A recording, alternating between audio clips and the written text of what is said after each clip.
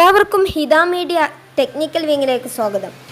ചൈനയിൽ നിന്നും ഇനി ഭയക്കേണ്ടത് സൈബർ യുദ്ധം. മുന്നറിയിപ്പ്.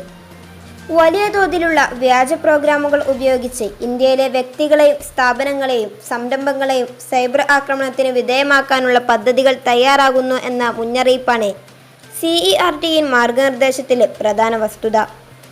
ഗാൽവൻ താഴ്വരയിലെ ചൈനീസ് പ്രകോപനവും സൈനികരുടെ വീരമൃത്യവും ചൈനയ്ക്കെതിരെ വലിയ തോതിലുള്ള പ്രതിഷേധമാണ് രാജ്യത്തുണ്ടാക്കിയത്.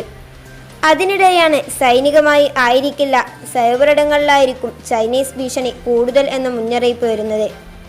ഇന്ത്യയിലെ സൈബർ സെക്യൂരിറ്റി സംബന്ധിച്ച സർക്കാർ ഏജൻസി CERT ഇത് സംബന്ധിച്ച് മുന്നറിയിപ്പുമായി രംഗത്തെത്തിയിട്ടുണ്ട്.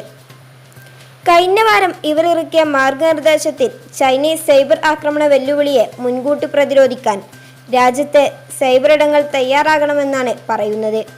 വലിയ തോതിലുള്ള വ്യാജ പ്രോഗ്രാമുകൾ ഉപയോഗിച്ച് ഇന്ത്യയിലെ വ്യക്തികളെയും സ്ഥാപനങ്ങളെയും സംരംഭങ്ങളെയും സൈബർ ആക്രമണത്തിന് വിധേയമാക്കാനുള്ള പദ്ധതികൾ തയ്യാറാകുന്നു എന്ന മുന്നറിയിപ്പാണ് CERT മാർഗനിർദ്ദേശത്തിലെ പ്രധാന വസ്തുത.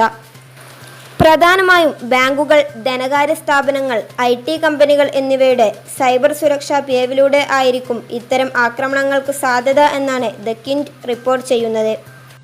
അതേസമയം കഴിഞ്ഞ ഒരാഴ്ചക്കുള്ളിൽ ചൈനയിൽ നിന്നും ഇന്ത്യയിലേക്കുള്ള സൈബർ ആക്രമണം വർദ്ധിച്ചിട്ടുണ്ടെന്നും വാർത്തകളുണ്ട്. ടൈംസ് നൗ റിപ്പോർട്ട് പ്രകാരം കഴിഞ്ഞ ജൂൺ 15 ശേഷം ഇന്ത്യയിൽ ചൈനയിൽ നിന്നും ആരംഭിച്ച 40,300 സൈബർ ആക്രമണ ശ്രമങ്ങൾ നടന്നു എന്നാണ് പറയുന്നത്. പ്രധാനമായും ഈ ആക്രമണങ്ങൾ ഉണ്ടായിരിക്കുന്നത് ചൈനയിലെ സിച്ചുവാൻ പ്രവിശ്യയിലാണ്. വിവിധ റിപ്പോർട്ടുകൾ പ്രകാരം ചൈനീസ് സൈന്യത്തിൻ്റെ സൈബർ വാർ വിഭാഗത്തിൻ്റെ ആസ്ഥാനം ഈ പ്രവിശ്യയാണ്. ഇപ്പോൾ തുറന്നിരിക്കുന്നത് ഒരു സൈബർ യുദ്ധമുഖമാണ്. കൂടുതലും അവ ചെയ്യുന്നത് ചൈനീസ് പീപ്പിൾസ് ലിബറേഷൻ ആർമിയുടെ സൈബർ വിഭാഗം നേരിട്ടല്ല, മറിച്ച് PLA നിയമിച്ച രാജ്യാന്തര ടെക്കികളാണ്. കൃത്യമായി പ്രതിരോധിക്കാനായില്ലെങ്കിൽ ഈ ആക്രമണങ്ങൾ സേവനങ്ങളെ ബാധിക്കും, വിവിധ വെബ്സൈറ്റുകളെ തകർക്കും. സൈബർ വിദഗ്ധൻ പ്രശാന്ത് മാലി ടൈംസ് നൗവിനോട് പറഞ്ഞു. പ്രധാനമായും ഇന്ത്യയിൽ സൈബർ ആക്രമണത്തിന് 2 രീതികളാണ് ചൈന ഉപയോഗിക്കുന്നത് എന്നാണ് റിപ്പോർട്ട്. ആദ്യത്തേത് ഡിസ്ട്രിബ്യൂട്ടഡ് ഡിനയൽ ഓഫ് സർവീസ് ആണ്. ഇതിൽ ഒരു യൂട്ടിലിറ്റി പ്രൈവറ്റ് വെബ്സൈറ്റിന് 1000 അഭ്യർത്ഥനകൾ മാത്രമേ സ്വീകരിക്കാൻ കഴിയൂവെങ്കിൽ ചൈനീസ് ഹാക്കർമാർക്ക് ശേഷി 10 ലക്ഷമായി ഉയർത്താൻ കഴിയും. ഇത് സെർവർ സജ്ജീകരണം തകരാനിടയാക്കും. രണ്ടാമത്തെ രീതി ഇൻ്റർനെറ്റ് പ്രോട്ടോകോൾ ഹൈജാക്ക് ആണ്.